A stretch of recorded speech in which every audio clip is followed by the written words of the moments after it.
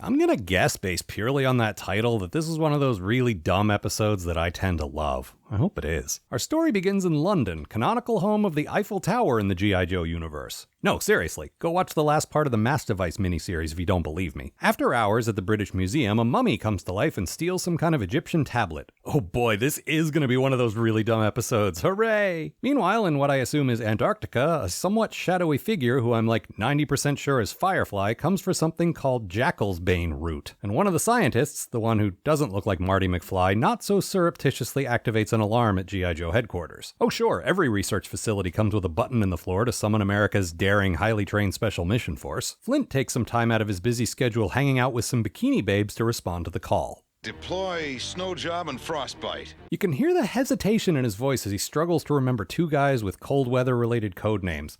Ice Pick? Is that a guy? What about Wintry Mix? That totally sounds like one of ours. Firefly, who was making such a huge deal about remaining in the shadows like one scene ago, traipses out into the frozen tundra under clear, sunny skies, surrounded by lots of reflective white snow. And I mean, I'm no ninja, but those don't seem like the ideal conditions for remaining concealed. Unless you're dressed in all white, I guess. Ooh, I just figured out the deal with Storm Shadow. Anyway, the Joes ski in as he snatches the Jackal's Bane, but he manages to escape into some weird cobra head thing that just emerges from the snow and swallows him up. Apparently it was a submarine. Okay then. The Joes go back to the research station to mope about their failure, and one of the scientists informs them that the Cobra dude somehow managed to get some radioactive marking dye on himself while he was robbing the place, so now he should be super easy to track. What an amazing and not at all extremely unlikely sequence of events. Back at HQ, Flint immediately figures out the identity of our not-so-mysterious Cobra assailant. Which one of Cobra's snakes could it have been? That's easy.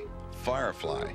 None of the others would have taken such great pains to conceal his identity. If the thing you're most famous for is how you don't want anyone to know about you, I think you might be doing it wrong. Shipwreck leads a team to the most likely port of call for the sub. How do you know so much about hideouts? Shipwreck's a crook! A crook!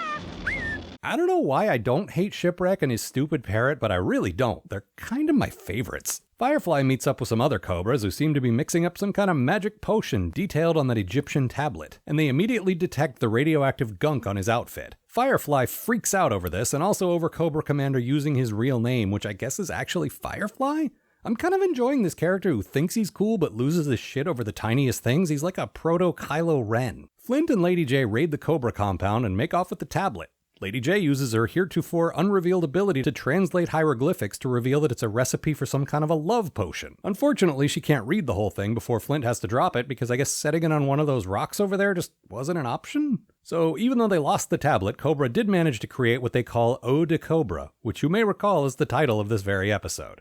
And they reveal their intentions to make someone fall in love with the Baroness. I mean, do you even need a love potion for that? And the Joes work out that she's most likely after the shipping tycoon Socrates Aertes, and if you don't get the dumb wordplay joke there, it's probably because you're very young, so I would ask that you please remove yourself from my lawn. Flint and Lady J infiltrate a party aboard one of his yachts, and get to do the old James Bond undressed from scuba suits to reveal fancy formal wear trick. I'm not exactly sure how Lady J managed to stuff a dress into two legs of a wetsuit, but I can suspend disbelief because it is really a very cool secret agent thing to do. The Baroness coats herself in love potion and makes her move, while Cobra Commander and Destro watch and quietly cheer her on. This is weird, right? Like, I'm not the only one who thinks this is a little weird. Flint discreetly cuts in on the Baroness's dance with Socrates Aertes and love potions him as well.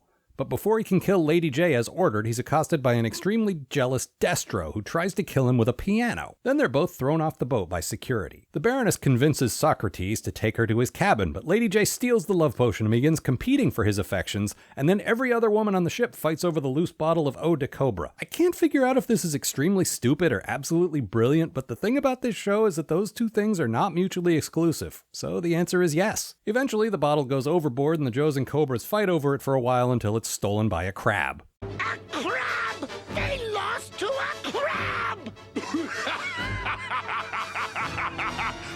A fitting end to this absurd scheme.